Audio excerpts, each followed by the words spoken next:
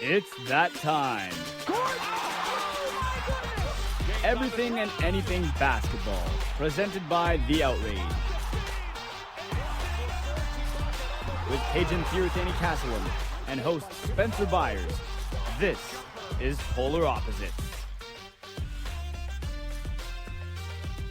Welcome, everyone, back again. Polar Opposites, Spencer Byers, Cajun Castle.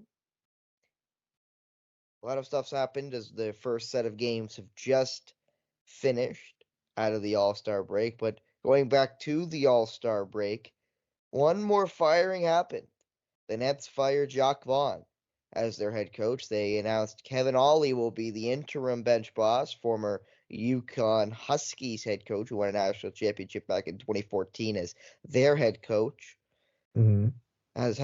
He played 13 years in the NBA and has been part of NBA coaching staffs for a while, and again will now be the interim head coach of the Brooklyn Nets, as Jacque Vaughn has been fired in the middle of his second season after he took over midseason for Steve Nash last year, and then was also interim coach when Kenny Atkins was fired back in 2020. So he's been with the Nets organization for a while, no longer. And they bring in Kevin Ollie. I believe in his first game, they took a good shellacking from the Toronto Raptors. They did down in Toronto, 121-93. But I guess the Nets had a little more expectation, Cage, than where they are right now, just on the outside looking in of the play-in. But I don't necessarily think this is a fair firing on Jacque Vaughn. I don't necessarily think it's his fault the Nets suck. I mean, it also does not help that they have been 6 and now 19 in their last 25 games. So you're right. The Nets are doo-doo. They're garbage. They kind of played 500 basketball to start off the season, but I think this is screaming, we need a new voice. And it seemed like, based off of this firing, that Jacque Vaughn lost the locker room.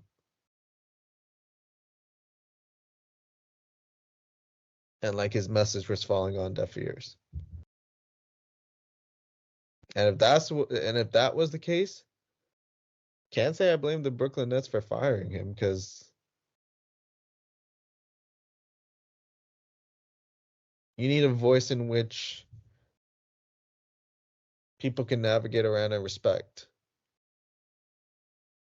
And when you're with an organization for so long, when you've seen a coach here for so long, sooner or later, you get comfortable. Players get comfortable. And I'm not saying that's on Jacque Vaughn.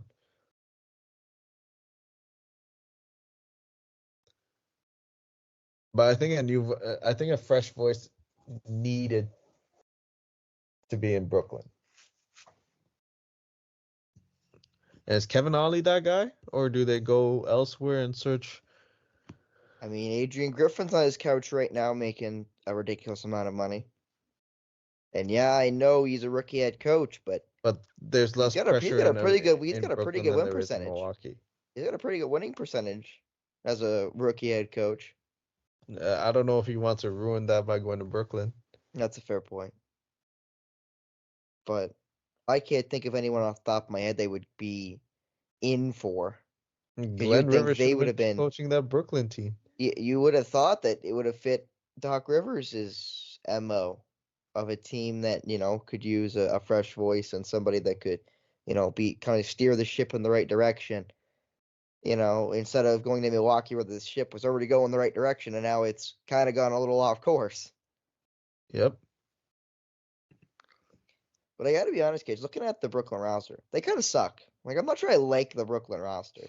Like, obviously, Mikal Bridges and Cam Thomas, but, like, Nick Claxton, Finney Smith, Cam Johnson, Lonnie Walker, Dennis Smith Jr., Ben Simmons, obviously. Simmons? Dennis Schroeder. Like Schroeder's on the team. You also got Keon Johnson, that former freak who now has kind of fallen out of favor as now a 22-year-old, formerly a 19-year-old when he came in the NBA as a rookie, one of the younger guys under the draft. It just, I'm not sure I like the firing, but I'm also not a Nets fan, so I don't watch all their games. I don't know what they look like, but I don't think it's necessarily his fault that the team has just not been what the Nets maybe thought they could be preseason. Mm, I think you and I would have both had them in around the play-in. yeah, just But about. just about. But we'll move off of the not very good Brooklyn Nets and move on to a player that may have just ended the hopes of the greatest WNBA draft ever. Paige Bueckers of the UConn Huskies has officially decided to come back. She will not be declaring for the WNBA draft this coming summer, which means she will most likely go as the first overall pick next year. And she basically guarantees that Caitlin Clark will be the number one pick in this year's WNBA draft if there was any conversation between Bueckers and Clark going into this year's draft. Well, unless somebody's brain dead in that fever organization, she'll go number one. Caitlin Clark will go number one. That I would put money on right now that she goes number one, especially now that Bueckers has said I'm staying back because I don't think they already got Boston from South Carolina last year. So they don't need another big. They could use a guard. Obviously, take Caitlin Clark, especially now that Bueckers is gone, because the next two picks are probably going to be Cameron Brink out of Stanford, and then three, you can go a lot of ways. A lot Hmm. of ways. Which is, again, why this draft is just so tantalizing when it comes from the WNBA perspective. And when it comes to the women's NCAA brackets, when we do eventually get to the March Madness, which is coming up in very short succession. Very short succession. Sure. But it'll be interesting to see how the draft shakes out once Caitlin Clark becomes the number one pick. But UConn now has kind of two kicks at the can here with the national championship hope. Obviously, with all the injury they've dealt with the last 2 years, you got to wonder if this year may end up being a wash. But with that being said, they may have a chance with Bueckers coming back. And I think that's also a big part in why Beckers came back. There's unfinished business. That's kind of the gold standard at UConn with all the great players they put into the WNBA. Is they want Hmm. to win a national championship every year, and when they don't, it kind of feels like a lost season. Yeah. And considering that Beckers has a lot of Beckers' time at UConn has been marred with injury. That it has. So something feels like this is unfinished business for Paige Beckers, and if that's the reason, I'm all for her coming back. And I hope it ends with the title. I just hope it ends with health because, again, as you Exactly. mentioned, Kate, she has been, I'm not gonna say injury prone, but definitely has dealt with some unsavory injuries that have costed her at least 2 seasons in the end. We didn't put this in the doc, but I remembered it, so I did run quickly to the article, Cage. A little more unsavory, so we won't talk about it. I'll more just say that we've seen it and we know it exists. The Yukon pardon me, the Nebraska Cornhuskers have been sued basically. So to explain, Ashley Scoggin, who is a former NCAA player for the Cornhuskers women's program, she alleges that assistant coach, or she alleges, and I should make sure I say this, that head coach Amy Williams and athletic director Trev Alberts did not take appropriate action when her sexual relationship with an assistant coach became widely known. So she alleges in a civil lawsuit that Chuck Love, the assistant in question, took a special interest in her, and their relationship eventually turned sexual and caused Scoggin to fear retaliation if she refused to engage in it. And I read the whole article, Kate. She played 2 seasons with Nebraska. She was dismissed from the team on the same day that Mr. Assistant Coach Love was suspended with pay in February of 2022.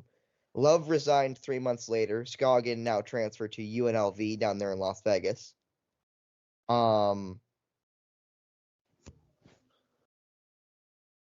The exact accusations against athletic director Williams or Coach Williams and athletic director Alberts, they are accused of not setting rules, training and or policies prohibiting staff members from having sexual relationships with athletes. The lawsuit alleging that the lack of safeguards was so reckless that misconduct involving sexual misconduct by coaches was inevitable as of September 2021.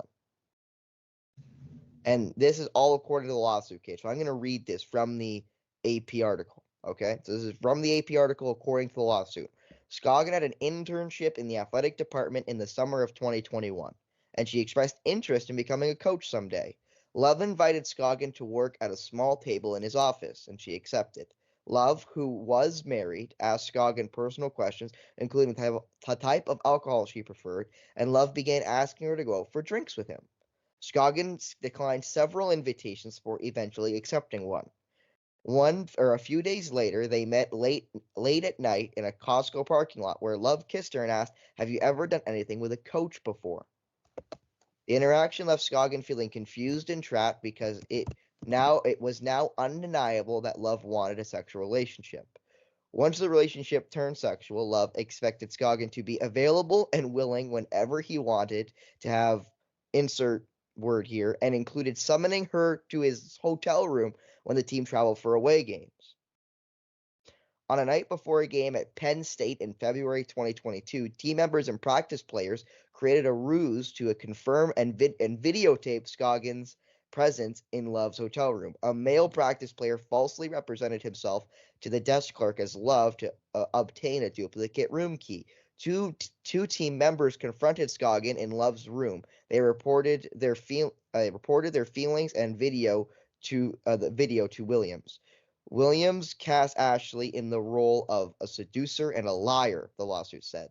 She allowed the players to berate and accuse Ashley for hours. She did not redirect or counsel the players that what they may have seen may be the result of abuse of power by her associate head coach. Upon returning to Lincoln, which is where Nebraska play, Scoggin was not informed of her rights under Title, I think that's Roman numeral number 6. And in the meeting with Williams and other members of the administration, she was told she was off the team, according to the complaint. Scoggins' dismissal and Love's suspension were reported simultaneously by the media. And that's where I'm going to stop reading that. So, Cage, I know you didn't get a chance, I don't think, to really look through this, but I had a chance to read through this on my break, and it was, if everything that Miss Scoggin, again, playing currently at UNLV after being dismissed from Nebraska, is saying is true, then Nebraska's got a massive black eye going down there in Lincoln. Because this is stuff that just can't happen on either side of the NCAA bracket, but especially on the women's side. And there's more to this too. There's more to this too as I'm like going through articles as well. She also lost her housing because she shared an apartment with a roommate. She lost access to physical therapy that she had been receiving like as a member of the basketball team. And she ended up transferring to UNLV for her senior season. But in the process of transferring to that program, access to her game film was disabled. So if this is true, if it comes down to light that this is what happened, because all of this is still within, all this is a lawsuit. It is just a part of a lawsuit. So the courts will decide how much of this has validity and how much of this is not true or is not provable. if this is true,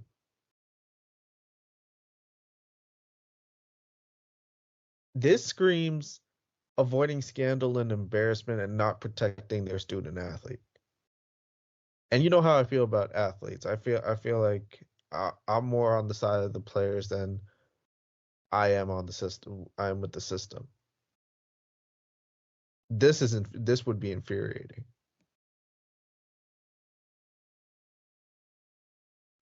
I mean, it definitely makes a passive black eye down there for UConn, or for Nebraska. And it definitely is something that we're going to let the courts decide on how much they can prove and how much they can't, but it is a part of a civil suit. We'll see if it does get settled by Nebraska or if it does get taken to court, And and then also, what shakes out of that. also, how is Scoggin blamed for being a seducer and a liar? Chuck Love was married.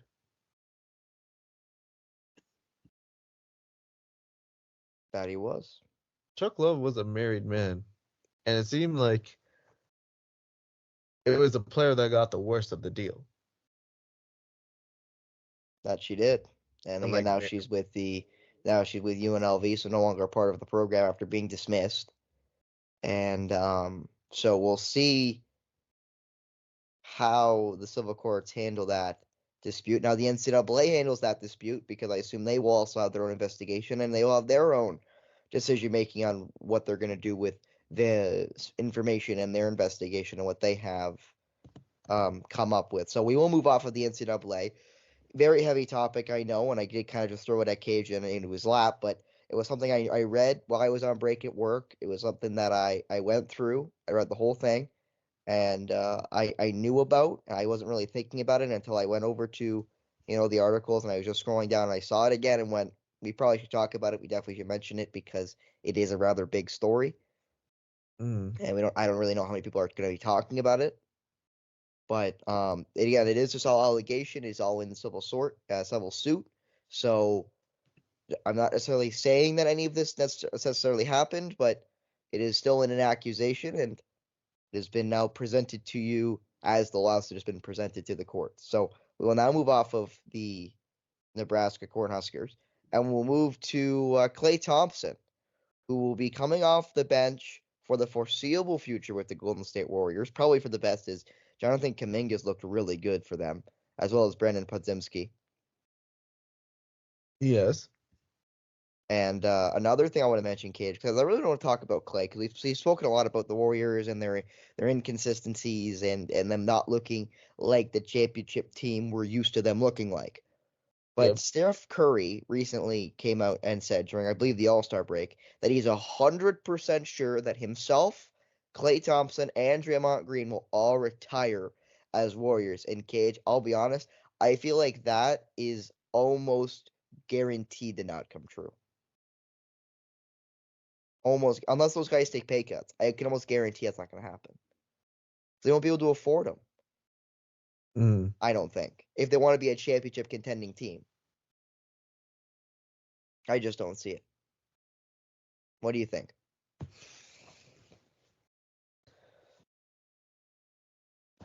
Well, I'm pretty sure Steph Curry is aware of how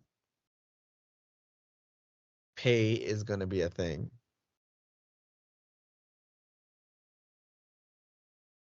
And if you say you're 100% sure, you like, yeah, know something.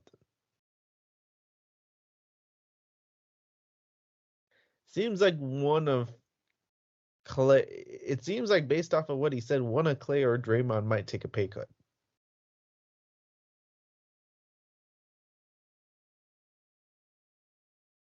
And part of me is thinking it could be Klay.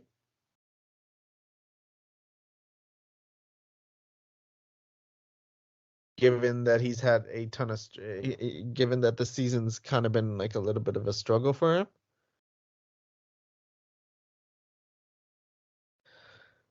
But you are right in the sense that it won't happen if they want to get paid because they can't afford all three. unless they're willing to pay a crazy luxury tax.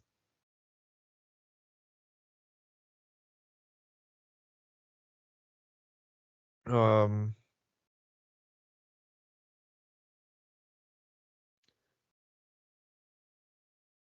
it might happen. It might happen. Um, we haven't really seen a dynasty like this in like the Warriors since, and like three guys playing together for like a long amount of time since the Spurs with Manu Ginobili, Tony Parker, and Tim Duncan.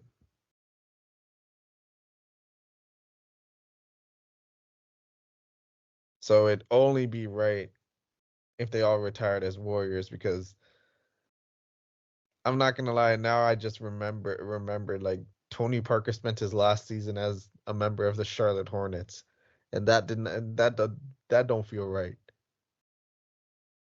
You almost don't remember it, to be honest. Almost. Keyword almost. But I believe it. I think they could like if he's saying that off the bat, one of them's taking a pay cut. And it ain't Steph.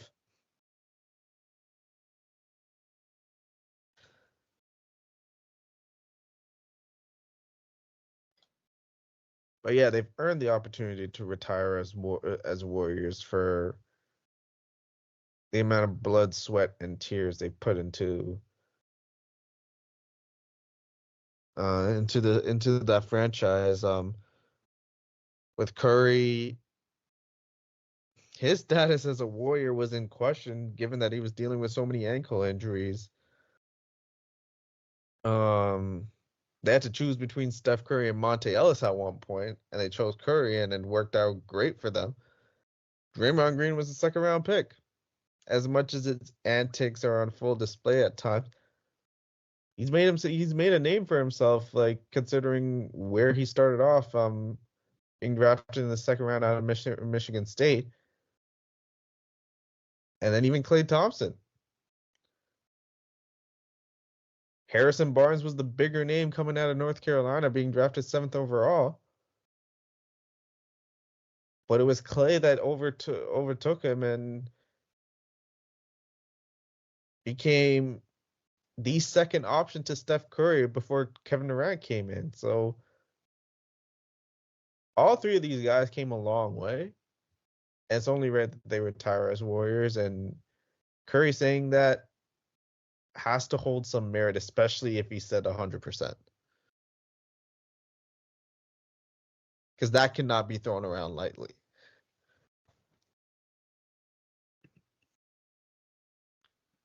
No, it can't be. So it'd be interesting to see if the Warriors do try to keep those three guys together.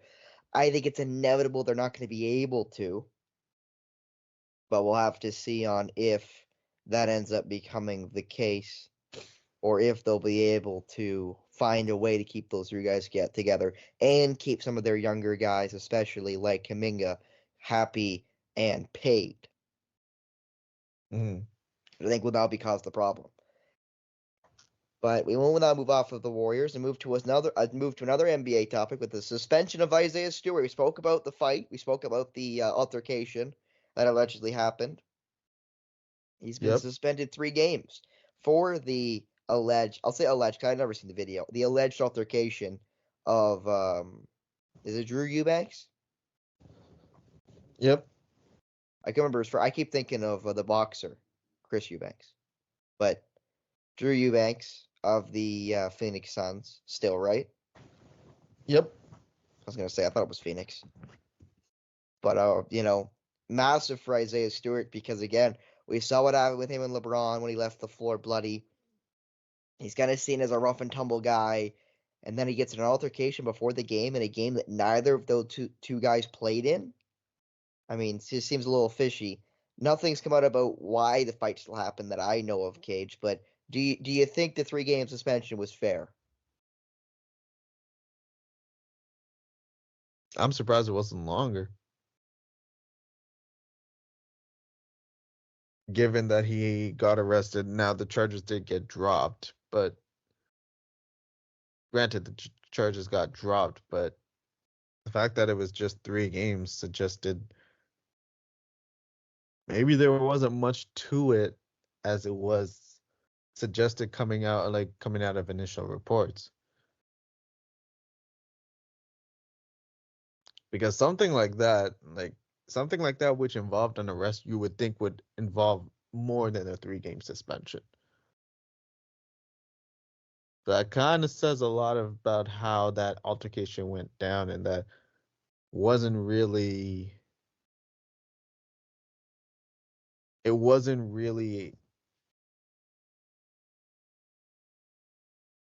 as bad as it seemed at the time.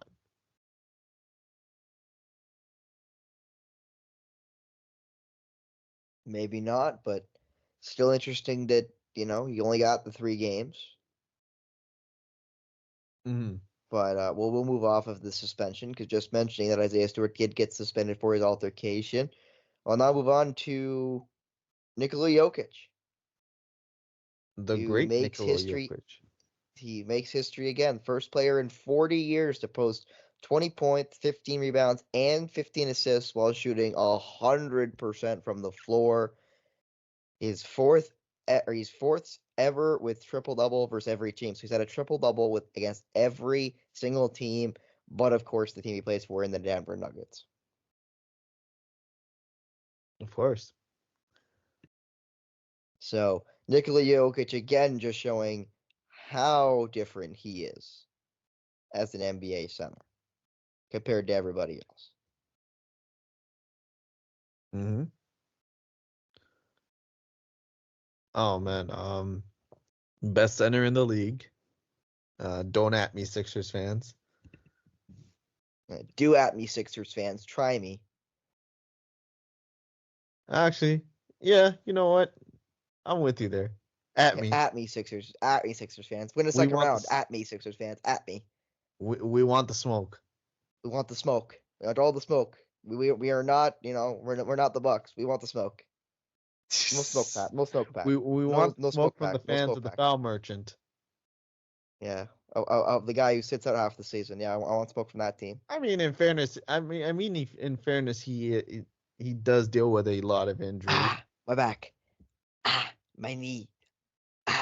My neck. My ankle. Give me a break. Give me a break. I don't know. Just because ligaments are made with tissue paper and his bones are made of soft plastic does not change the fact. Yeah, but he's also injury prone. Like his first 2 seasons, he didn't even play. All I see is excuses, Cage. All I see is excuses. Anyway, continue about Nikola Jokic, best player in the NBA. He controls the game at his own. He can just controls the game at his own pace, and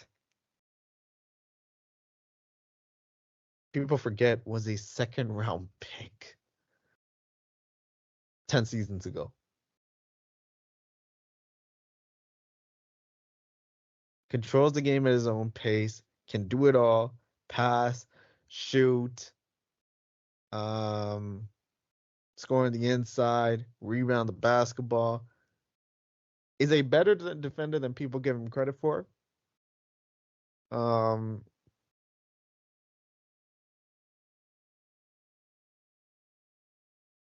And is one of those humble superstars.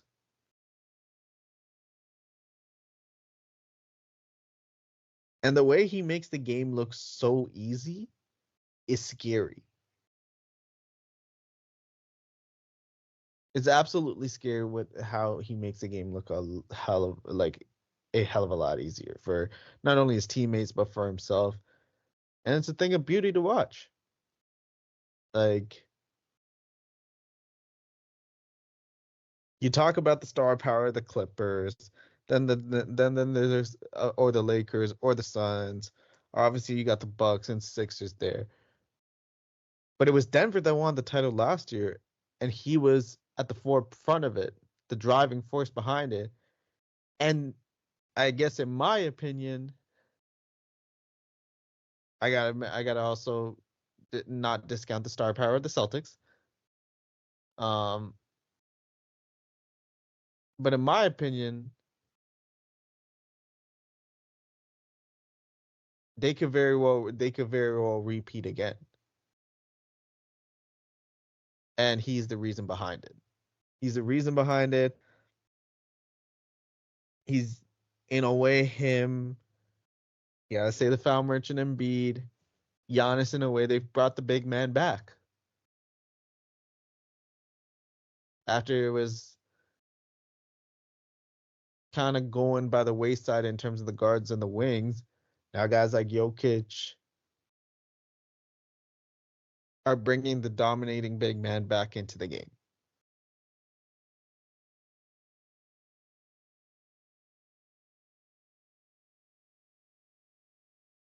That they are, and they've done a really good job at it because again, now you've got guys like Chet Holmgren and Victor Wembanyama who will move that, that baton forward of big men still having a very massive role in the way teams are built. Mm-hmm. Even though obviously you still need the spacers, which are normally going to be guards. Yep. Now we've covered a lot of stuff, Cage, in this show. We got one more thing to cover. But before we move off of technically the NBA, and I know you've only got a couple, so hopefully by the time I'm done this read, you'll have a chance to finish off. Sports betting has rapidly risen in popularity. I'd like to connect you with all of the opportunities to get started or get ahead. Having multiple sportsbook accounts is the most simple way to maximize your profits, and there has never been a better time than signing up right now. When you visit our page, signupexpert.com/theoutrage, be in the description. You'll be connected to all the sportsbooks in your region, along with reviews of each platform and their unique benefits. All of these sportsbooks have valuable sign-up offers for new users. When you register through our link, you will automatically receive the top offer from all of them, from every single one. When you use multiple sportsbooks, you ensure that you always have access to the best available odds, which is key to successful sports betting, kind of like the guy sitting across from me. If you want to take advantage of these benefits and support us, please consider signing up using our link, signupexpert.com/theoutrage, if you plan to use any sportsbooks. Gamble responsibly, gamble when you are of age and wherever you are in the world. All of that good stuff. So, Kajan, I know you had one. Do you have any more you'd like us to give us? So, basically, I have. You got a couple more? I have a couple more now. As you can hear him rapidly trying to write down on his keyboard. Yeah, you have a loud keyboard, Cage. We got to get you a more silent keyboard. God, your neighbors can hear that. They wake up to that at like 3 o'clock in the morning. Here, sounds like you're using what's it called? A typewriter. A typewriter. A kid in my high school actually had one. Actually had a typewriter, and it actually worked. It was kind of cool. But yeah, it literally sounds like you have a typewriter. All I'm gonna hear is, as you have to reset it. Oh, out of paper. Thankfully, I don't have to deal with that. Yeah, okay. Their old head with your SIN number back in the single digits. Anyway, so what are your player props for the day today, Cage? Nah, I got a couple of turnovers ones. Of course you do. When don't you? I have Alperen Şengün over 2.5 turnovers against the Suns. That's probably fair. I have Rowan Barrett Jr., aka RJ Barrett. Yeah, in case you don't know RJ Barrett. Over 2.5 turnovers against the Hawks. And then one of my favorite players in the NBA, Victor Wembanyama, over 2.5 blocks against the Lakers. Yeah, that's almost a guarantee, you think. Especially if LeBron's not playing. He didn't play last night. I mean, even if LeBron does play, I guarantee you Wemby will get the better of him once or twice. Probably. You know what? That's honestly fair. And then AD will put him in a poster, and that's what's going to get put on every social media, so it's okay. And Wemby will get him too. Is there anything else you want to mention there, Cage, with your bets? I think that's the three that I kind of looked at it and I'm like, I'm not really a fan of these because there's a lot of games in which could lead to a lot of blowouts. So I'm kind of steering clear of it unless it's maybe first quarters. I will say the one game that money line wise could be very interesting. Hornets Warriors. You like the Now, Hornets? yeah, the Hornets. I'm not sure you could pay me to bet on the Hornets. I mean, ever since they got Trey Mann, Grant Williams, and Misic, I'm not even gonna bother to try to pronounce his first name. They've won 4 in a row. They just beat the Jazz yesterday. So their last 4 games, they beat the Grizzlies, they beat the Pacers, they beat the Hawks, and now the Jazz. And they're going up against a Warriors team on the second night of a back-to-back. You would think maybe 1 or 2 guys might rest at plus 625 odds. It may not be a bad idea to throw maybe 10 or 20 on that. Well, there you go. So alleged money line on the Hornets, and then you liked Wemby on blocks. You liked RJ on block or for turnovers, pardon me, and then Sengun on turnovers as well tonight. Yep. So we'll see if Kajan makes any money tonight when we take a little look at that next Monday. But we will end with this one, and we've gone a little light this week, Cajun. It's kind of a surprise. We usually don't go light. Usually we go well over. Because I'd say I try to aim for the episodes be between around 45 minutes to an hour. Usually we go over that because Cajun likes to splutter his way through everything. As we know, Cage, as we know. So we'll end with this, and this might take us a little over, but we'll see how long it takes us. AI, Allen Iverson, says he would average 43 points a game in today's day and age. And I know you and I spoke a little bit about it before, and you're pro AI. I'm technically anti AI in this conversation. I just don't think that's true. I think 38 is that's I think that's sustainable. I don't think 43 is sustainable. I don't. I agree, that his era was way more physical, was way more demanding. But with the way he didn't like to practice and the way he didn't like to do so many things and not play defense, which no one does anymore, so I guess that would also fit in. I I mean, just don't he's a see. better defender than some of these cats in the NBA right now. I would never even argue that, but I just don't think his jump shooting is good enough to say that he would be a 43 a game player. I don't. And yeah, that sounds blasphemous, and I don't really care. But I just don't think his jump shooting is good enough. Like if he was T-Mac, yeah, okay. If he was Kobe in his prime, yeah, okay. If it was Melo in his prime with the Nuggets or early Knicks, okay, probably. Just because of their 3-level scoring and then their game inside, I can see it. But AI, I can't see it. I can't see it. Just because, again, I just don't see where all those points are coming from. I don't. And I know you're pro, so go ahead with why you think AI would average 43 a game in today's day and age. Because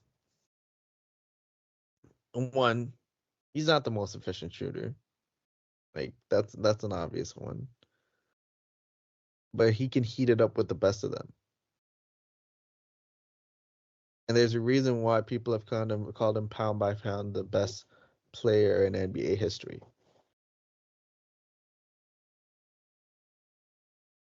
That man can flat out score.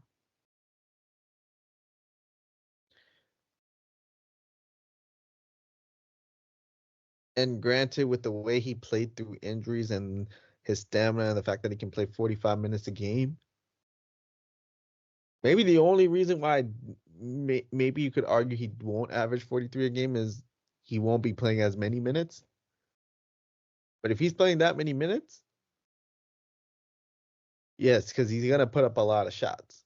He's going to put up a lot of shots, and let's just say the NBA plays defense.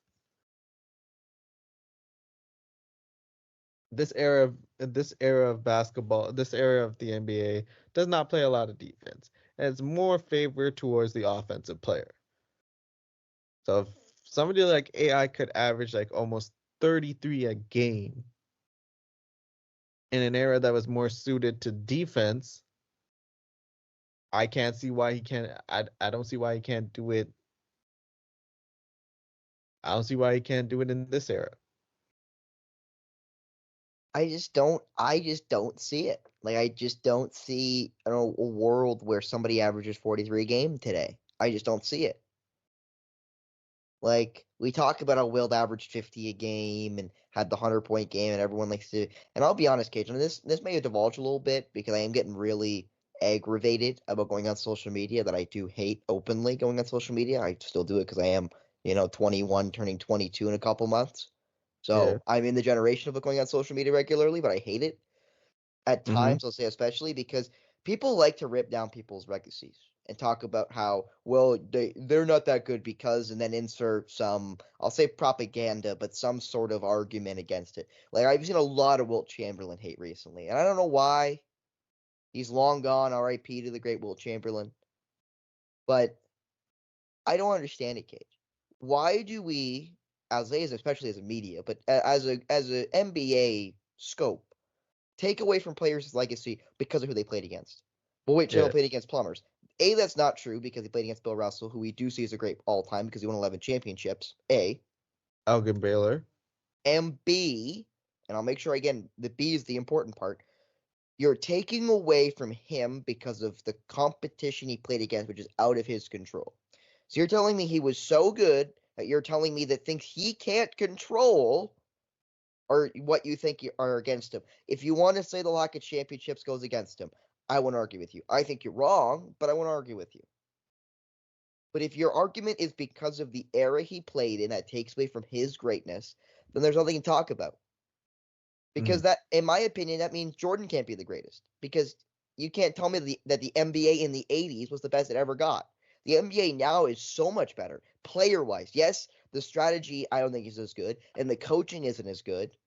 But the players, the individual players, are exponentially better. The average bench player today would give it to just about any bench player in the 80s and 90s.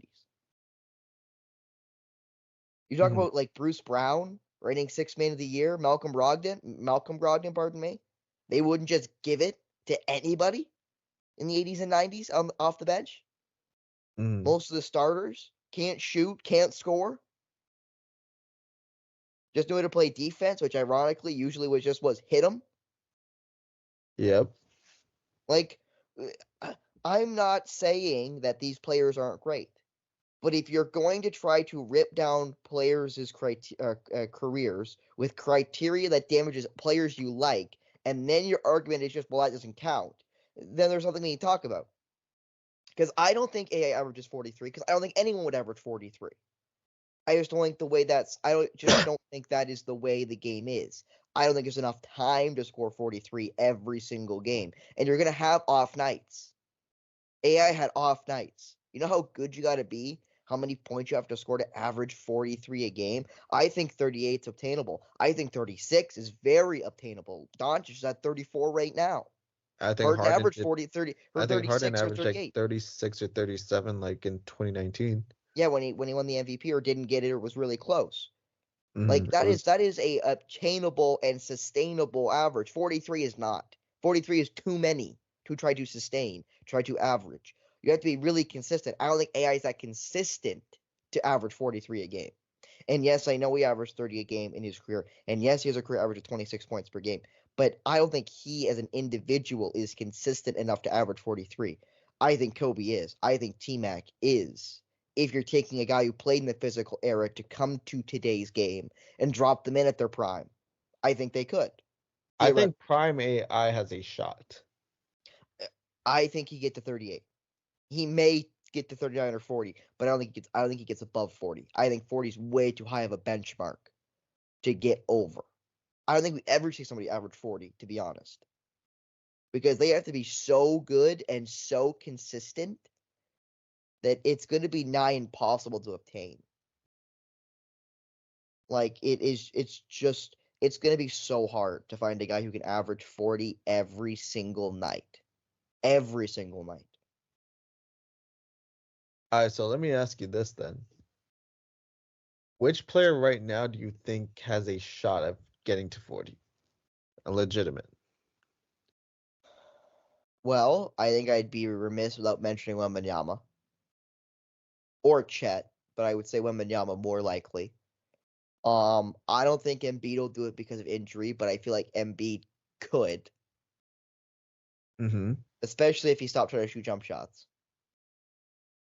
I think Doncic has a great chance. I think Shea's got a good chance. I think that's basically it, though. Like, once you get by Doncic and Shea, and then the young guys that could do it, and probably Embiid. Jokic will never do it because Jokic doesn't shoot the ball that much. Mm-hmm. As much as I think he could. He could I if he don't wants see. to. That's what I mean. Like, I don't think he ever will because he'll never shoot enough. But I do think Jokic could average 30 points a game. I think Jokic decides and chooses not to shoot enough to average that many points per game. But I don't really think anybody else. Like, I don't think Giannis could do it. I don't think D. Mitchell could do it. I don't think Curry could do it right now. If you want to say Curry of 2017 or 2018 or 2019, probably. But I don't think right now he could. And yeah, I love Jason Tatum. I don't think he gets to 40. I think if you gave Kevin Durant enough shots, Kevin Durant could do it. But I don't think Kevin Durant's ever going to get that many shots because he plays for a team at this point every year that's got two other stars that needs to get their looks. Yep. Like, I also put it this way. Think about it. You're going to need a player to play on a team that sucks so bad that they take enough shots to average 40 a game, and then a team that is good enough to keep them in the game and not being blown out by 40 in the fourth quarter. Yeah. Right?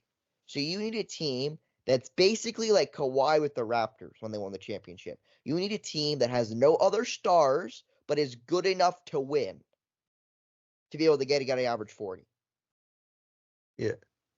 And obviously the Suns aren't that, the Mavs aren't that. I wouldn't say OKC's definitely not that. I don't think the Sixers are that. Especially with Maxey being a better player. Like, I don't see a player hitting 40 a game, but if there was a guy to do it, I think Luke is the guy. He would be like the number one guy in my mind. If I thought somebody would hit 40, it'd be him. Like, if somebody ever hits 36 to 38 points a game, points per game, it'd be him. I don't think anybody else will get that mark. I think Shea may get close. I think Wemby may get close. I think Chet may get close. But I don't think any one of those guys. And ironically, Shea and Chet will take away from their own stats. Yeah. As they play on the same team. So I just don't see it, Cage. I don't see it. And maybe that's just me. Maybe I'm the one off the banana boat with that. But I just don't see a player averaging 40 a game at any point. I think it'll happen at some point. I just don't know who it'll be. Well, God, it could be a high schooler right now at that point. Like, Yeah. is it Cooper Flagg? You know, who's playing, I don't even think, playing right now in high school. Like, it could be somebody like that. And it's gonna nothing to do with, not thinking that I don't think somebody's talented enough to. I think all these guys are talented enough to. It's that I just don't think there's enough time in the game and a consistent enough guy to be able to do it. Because I think it's just the consistency, Cage. Think about how many points you have to score to offset an 18 or 22 point night to be able to average 43 a game. Mm. Like, to score 43 in a game is not hard. To average 43 a game? To average 43 a game. That means on your bad nights when you average 18 or 20 or 22 points in a game, you have to have like a 60-point night to offset those. Right. 55, 60, 65. You know how hard that is? Mm. Especially in a league where everyone's resting, nobody really I'll say nobody wants to play, but nobody likes to play back-to-backs and all of that around the scope. Like, I just don't see it. And I hope somebody does it. I hope somebody has a great season like that and can do it consistently, night in, night out. But it's going to take a very special player to do it, and maybe that's where your guy Wembanyama comes into play. But it's just going to be really hard to convince me that a guy can average that many in a game. Mm. Because it does just take a level of consistency that we've probably never seen before. And maybe if I was old enough to see Wilt Chamberlain, I'd say anybody other than Wilt Chamberlain who averaged 50 a game a couple of times. But that would be it. He's the only guy to compare that to, though. Like, really? He's like the only guy you can compare that to. Yeah. So I'm not convinced. I'll keep saying it again, Cage. I'm just not convinced. You know what? That's fair. And I guess, Cage, I said all the guys I think could do it. Do you think somebody will hit 40? And if you do, who do you think is the guy to do it? I think there's honestly only one guy that I feel like has a shot at doing that, and that's Luka. Not even your guy Wemby?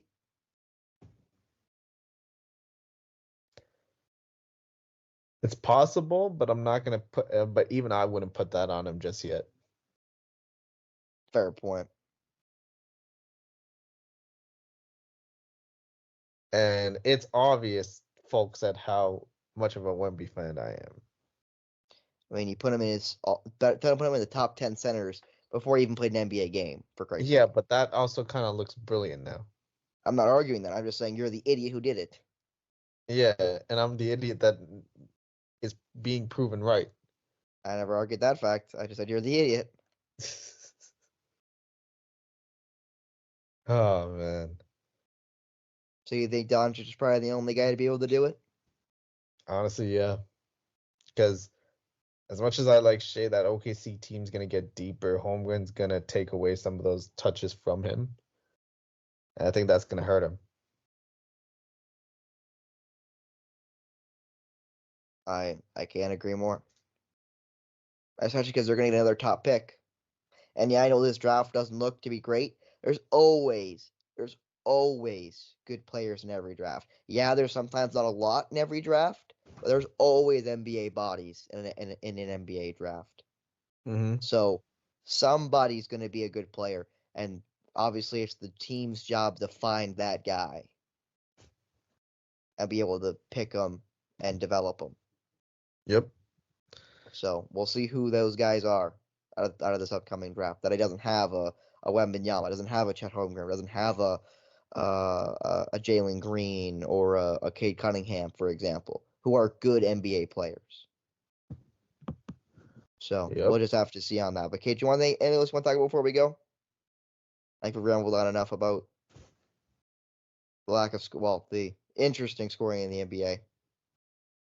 Also, shout out to Steph, first player in franchise history and Warriors history to reach 6,000 assists. Mickey Mouse franchise, but anyway. Mickey Mouse franchise. That franchise. First player to ever hit 6,000 assists. Historic franchise. Better than the Celtics right now. Cage. In what category? The loss category, yeah, for sure. They're better at losing, Cage, for sure. They're better at losing. Well, the last time these two teams faced off against each other in the finals, it wasn't the Warriors that lost. In the finals, Cage. The lucky to make the playoffs. Playoffs. Talk about playoffs. Playoffs. Hey, all Golden State needs to do right now is make the playoffs, and Celtics fans should be shivering in fear. Maybe, Yeah, maybe, but I honestly I would hope say maybe not, Cage. I'd say maybe I not. honestly hope I honestly hope the Celtics do get a ring soon because it's sickening to me that the last ring that the Celtics had was led by Glenn Rivers. So because of your Doc Rivers hate, you want the Celtics to win a championship. That's what I love to see. Your Yes, haterade, you've been drinking all that haterade, Cage, and you're really putting it on Doc Rivers. yes, Glenn. He ain't a doc. Telling you He people, ain't no doc, bruh. he's got a vendetta, guys. He's got a vendetta. Ladies and gentlemen, he's And got a apparently, vendetta. oh, maybe this is something we forgot to mention. So does JJ Redick. Oh yeah, no, we forgot. I'll quickly mention JJ Redick went on TV and put Doc Rivers on blast. Did not give Doc Rivers a good glowing review. And then Pat Beverly put on Twitter responding saying that he said, the guy that saved your career and you got this to say. And then he responded by saying, I had other 4-year same money player option offers from other teams. I chose to go to LA. So I I'm mean, not Pat sure Beverly who's saying lying that and because who's he's on the not, Bucks. Cage, but it's spicy on the X. I'm just saying Pat Bev be capping a lot. Cause He's got his own podcast for a reason, Cage. well, he's got his own podcast. He's also on the Bucks right now. That he is He's also on the freshly Bucks traded. right now. I don't think he should. I don't think saying the truth or whatnot is going to end well for him, especially if he's playing on the same team that Glenn Rivers is coaching right now.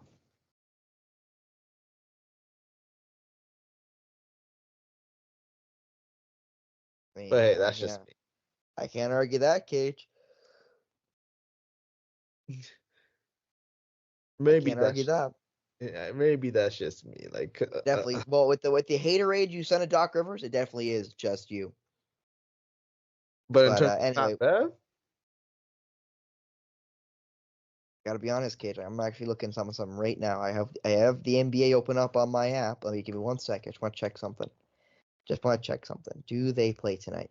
They do. Oh, they're dogs. I was gonna say whoever the Bucks are playing, bet the underdog. But ironically, they are the underdog because guess who they're playing? They're playing the top-ranked Western Conference team called the Minnesota Timberwolves. So you can't even bet them to lose because they're projected to lose tonight. what's it? So I What's can't their even odds? help Cage up. It's 4.5 points in favor of It's not. Minnesota. I didn't even check. I didn't even check the money line once I saw they were dogs. It's not But even. anyway, Cage. But anyway, we will now move off of the show. We'll move back where we get ready for Monday with some more games and some more bets there from the great Cajun. But for Cajun, Theru, Thany Castle. I'm Spencer Byers. Thank you so much for tuning in to another episode of Polar Opposites here on the Outraging